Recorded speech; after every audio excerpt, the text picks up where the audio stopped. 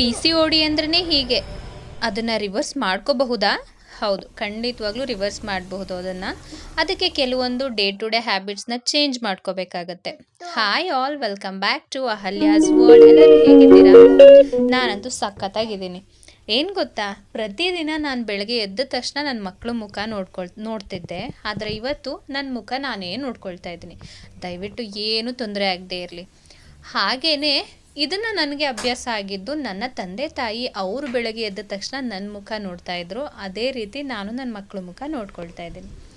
ಸರಿ, ಬೆಳಗ್ಗೆ ಎದ್ದು ಹೊರಗಡೆ ಬರ್ತಿದ್ದಂಗೆ ಮಳೆ ಜಿಡಿ ಜಿಡಿ ಅಂತ ಸಣ್ಣದಾಗಿ ಬೀಳ್ತಿತ್ತು. ಅಯ್ಯೋ, ಮಳೆ ಬರ್ತಾ ಇದೆಯಲ್ಲ ಅಂತ ಅಂದ್ಕೊಂಡೆ ಮನೆ ಒಳಗಡೆ ಬಂದೆ.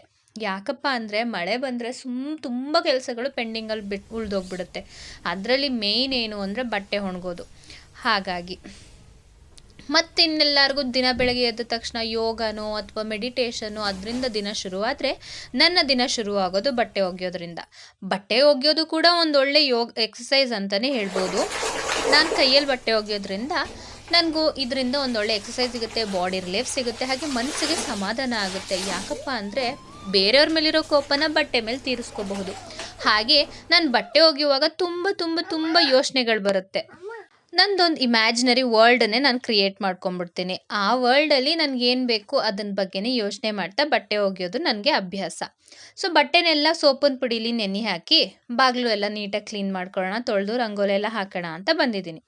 ತುಂಬ ಸಿಂಪಲ್ ಆಗಿರೋ ರಂಗೋಲೆ. ಇದು ಗುರುವಾರ ಆಗಿರೋದ್ರಿಂದ ಮನೇಲಿ ಪೂಜೆ ಮಾಡಬೇಕು. ಹಾಗಾಗಿ ಕೆಲವೊಂದು ಕೆಲಸಗಳನ್ನ ನಾನು ಹಿಂದಿನ ದಿನವೇ ಮಾಡ್ಕೊತೀನಿ ರಾತ್ರಿ ಹೊತ್ತು.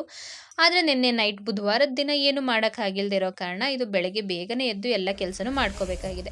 ಎಷ್ಟೇ ಬೇಗ ಎದ್ದರೂ ಕೂಡ ಕೆಲಸಗಳು ಬೇಗ ಮುಗಿಯೋದೇ ಇಲ್ಲ. ಹಾಗೆ ಆಗಿದ್ದು ಕೂಡ. ಈಗ ಹೆಲ್ತ್ ಬಗ್ಗೆ ಬರೋದಾದರೆ ಪಿ ಸಿ ಓ ಡಿ ಅನ್ನೋದು, ಇದನ್ನು ನಾವು ರಿವರ್ಸ್ ಮಾಡ್ಕೋಬಹುದಾ, ಈ ಒಂದು ಸಿಂಡ್ರೋಮಿಂದ ಹೊರಗಡೆ ಬರಬಹುದಾ ಅನ್ನೋದಾದರೆ ಖಂಡಿತವಾಗ್ಲೂ ಬರಬಹುದು. ನನಗೆ ಇದು ಸುಮಾರು ಒಂದು 15 ವರ್ಷಗಳಿಂದ ಇದೆ. ಕೆಲವ್ರು ಅಂತಾರೆ ಪಿ ಸಿ ಓ ಡಿ ಅಥವಾ ಪಿ ಸಿ ಓ ಎಸ್ ಇದ್ದರೆ ಮಕ್ಕಳಾಗಲ್ಲ ಅಂತ. ನನಗೆ 2 ಮಕ್ಕಳಿದ್ದಾರೆ ಅಂದರೆ ನೀವೇ ಅರ್ಥ ಮಾಡ್ಕೋಬಹುದು. ಪಿ ಸಿ ಓ ಡಿ ಅಂದರೆ ಏನಪ್ಪ ಅಂದರೆ irregular periods. So 1 month periods ಆದರೆ ಕೆಲವ್ರಿಗೆ 3 ತಿಂಗಳಾದರೂ ಆಗೋದಿಲ್ಲ, 4 ತಿಂಗಳಾದರೂ ಆಗೋದಿಲ್ಲ. ಈ ರೀತಿ ಇರುವಾಗ ಏನು ಮಾಡಬೇಕು? ಖಂಡಿತವಾಗ್ಲೂ ಸಿಂಪಲ್ ಆಗಿರುವಂಥ ಸ್ಟೆಪ್ಸ್ನ ನಾವೇ ನಮ್ಮ ಲೈಫಲ್ಲಿ ಚೇಂಜ್ ಮಾಡ್ಕೋಬೇಕಾಗತ್ತೆ. ಫುಡ್ ಹ್ಯಾಬಿಟ್ಸ್ ಇರಬಹುದು, ಹಾಗೆ ನಮ್ಮ ಲೈಫ್ ಸ್ಟೈಲ್ ಇರ್ಬೋದು. ಅದನ್ನು ನಾವು ಚೇಂಜ್ ಮಾಡ್ಕೊಳ್ತಾ ಹೋದರೆ ಖಂಡಿತವಾಗ್ಲೂ ಪಿ ಸಿ ಓ ಡಿ ಅಥವಾ ಪಿ ಸಿ ಓ ಎಸ್ಸಿಂದ ನಾವು ಹೊರಗಡೆ ಬರಬಹುದು. ಏನಪ್ಪ ಹೆಲ್ತ್ ಡ್ರಿಂಕು ಏನು ಅಂತ ಬೇಕು ಅನ್ನೋದಾದರೆ ಕಂಪ್ಲೀಟ್ ಡೀಟೇಲ್ಸ್ ಬೇಕಂದರೆ ನಾನು ಖಂಡಿತವಾಗ್ಲೂ ಶೇರ್ ಮಾಡ್ತೀನಿ, ಕಮೆಂಟ್ ಮಾಡಿ. ಸೊ ಬೆಳಗಿನ ಕೆಲಸ ಎಲ್ಲ ಮುಗಿಸಿ ಸಿಂಪಲ್ಲಾಗಿ ಪಲಾವ್ ಮಾಡಿದೆ. ಅದನ್ನು ಕೂಡ ತಿನ್ಕೊಂಡು ಬೇಗ ಬೇಗ ಮೀಟಿಂಗ್ ಇತ್ತು ಅಂತ ಸ್ಕೂಲ್ ಹತ್ರ ಬಂದೆ. ನಾನು ಬರೋಷ್ಟರೊಳಗಡೆ ಇನ್ನೂ ಶುರುವೇ ಆಗಿರಲಿಲ್ಲ. ಬಂದಮೇಲೆ ಶುರು ಆಯಿತು. ಹಾಗೆ ಮೀಟಿಂಗಲ್ಲಿ ಡೈರಿ ಇನಾಗ್ರೇಷನ್ ಕೂಡ ಇತ್ತು. ಸೊ ಅದನ್ನು ಎಲ್ಲ ಆದಮೇಲೆ ಕ್ವೆಶನ್ಸ್ನ ಕೇಳಬಹುದು ಅಂತ ಹೇಳಿದರು. ನಮಗಿರುವಂಥ ಪ್ರಾಬ್ಲಮ್ಸ್ ಆಗಿರ್ಬೋದು, ಸಜೆಷನ್ ಆಗಿರ್ಬೋದು, ಏನಾದರೂ ನಾವು ಕೊಡ್ಬೋದಾಗಿತ್ತು. ಹಾಗಾಗಿ ನಾನು ಮೊದಲೇ ಪ್ರಿಪೇರ್ ಆಗಿ ಹೋಗಿದ್ದೆ ಕೆಲವೊಂದು ಕಂಪ್ಲೇಂಟ್ಸ್ ಅಥವಾ ಸಜೆಷನ್ ಹೇಳಬೇಕು ಅಂತಲೇ.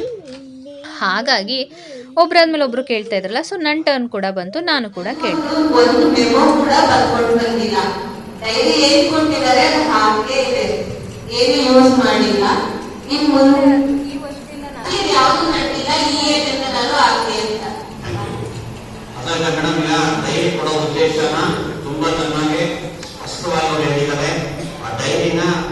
ಮೀಟಿಂಗ್ ಮುಗಿದ್ಮೇಲೆ ಬಾದಾಮ್ ಹಾಲ್ ಮತ್ತು ಬಿಸ್ಕೆಟ್ ಇತ್ತು. ಅದನ್ನು ಕುಡಿಯೋಷ್ಟರೊಳಗಡೆ ಅಂಗನವಾಡಿಯಿಂದ ಕಾಲ್ ಬಂತು, ಪಾಪು ಹುಷಾರಿಲ್ಲ, ವಾಮಿಟ್ ಮಾಡ್ಕೊಂಡಿದ್ದಾನೆ, ಬನ್ನಿ ಅಂತ. ಸರಿ ಅಂತ ಅಲ್ಲೋಗಿ ವೇದನು ಕರ್ಕೊಂಡು ಬಂದೆ.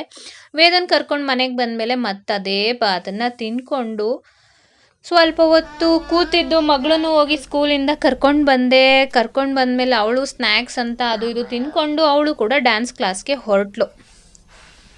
ಮಕ್ಕಳ ಜೊತೆ ನಾವು ಕೂಡ ಮಕ್ಕಳಾಗಿದ್ದರೆ ಏನೋ ಒಂಥರ ಚಂದ ಅಲ್ವಾ. ಅವಳು ಡ್ಯಾನ್ಸ್ ಕ್ಲಾಸ್ಗೆ ಹೋದ್ಮೇಲೆ ನಾನು ವೇದನ ಕರ್ಕೊಂಡು ಹಾಸ್ಪಿಟಲ್ಗೆ ಬಂದ್ವಿ. ಇದು ವಾಮನ್ ಬಾಬಟ್ ಹಾಸ್ಪಿಟಲ್ ಮಕ್ಕಳಿಗೆ ಅಂತಲೇ ಇರೋದು. ಸೊ ಅಲ್ಲಿ ಕರ್ಕೊಂಡು ಬಂದೆ. ರೆಗ್ಯುಲರ್ ಆಗಿ ನಮ್ಮ ಪಾಪುಗೇನಾರು ಹುಷಾರಿಲ್ಲ ಅಂತಂದರೆ ಇದೇ ಹಾಸ್ಪಿಟಲ್ಗೆ ಕರ್ಕೊಂಬರೋದು. ಹಾಗಾಗಿ ಕರ್ಕೊಂಡು ಬಂದು ಏನಾಗಿದೆ ಅಂತ ಚೆಕಪ್ ಮಾಡಿಸಿ ಅವ್ರು ಹೇಳಿದ್ರು ವಾಮಿಟ್ಗೆಲ್ಲ ಜಾಸ್ತಿ ನಾವು ಟಾನಿಕ್ ಕೊಡೋಕ್ಕಾಗಲ್ಲ ಅಂತ ಹೇಳಿಬಿಟ್ಟು ಒಂದೇ ಒಂದು ಮಾತ್ರೆನ ನಮಗೆ ಸರಿ ಅಂತ ಹೊರಗಡೆ ಬರೋಷ್ಟರೊಳಗಡೆ ಮಳೆ ಕೂಡ ಬಂದಿತ್ತು. ನಮ್ಮ ಯಜಮಾನ್ರು ಅವ್ರ ಗಾಡಿನ ನೀಟಾಗಿ ಒರೆಸ್ಕೊಳ್ತಾ ಇದ್ದಾರೆ. ನಾನು ರೆಕಾರ್ಡ್ ಮಾಡ್ತಾ ಇರೋದ್ರಿಂದ ನಾನು ಕೂತ್ಕೊಳ್ಳೋ ಜಾಗನ ಒರೆಸ್ಲೇ ಇಲ್ಲ ಗೊತ್ತಾ. ಅವ್ರು ಒರೆಸಿಲ್ಲ ಅಂದ್ರೇನು, ನನ್ನ ಬಂಗಾರಿ, ನನ್ನ ಮುದ್ದು ಚಿನ್ನಮ್ಮ ಒರೆಸ್ಕೊಡುತ್ತೆ ನನಗೋಸ್ಕರ ಗೊತ್ತಾ. ಅದಕ್ಕೆ ಹೇಳೋದು ಮಕ್ಕಳು ಮಕ್ಕಳೇ, ನಮ್ಮನ್ನ ಪ್ರೀತಿ ಮಾಡೋದು ಅವರೇ. ನಾವು ಅವ್ರಿಗೆ ಎಷ್ಟು ಪ್ರೀತಿ ಕೊಡ್ತೀವೋ ಅವ್ರು ಅದಕ್ಕಿಂತ 10% ಜಾಸ್ತಿನೇ ಕೊಡ್ತಾರೆ.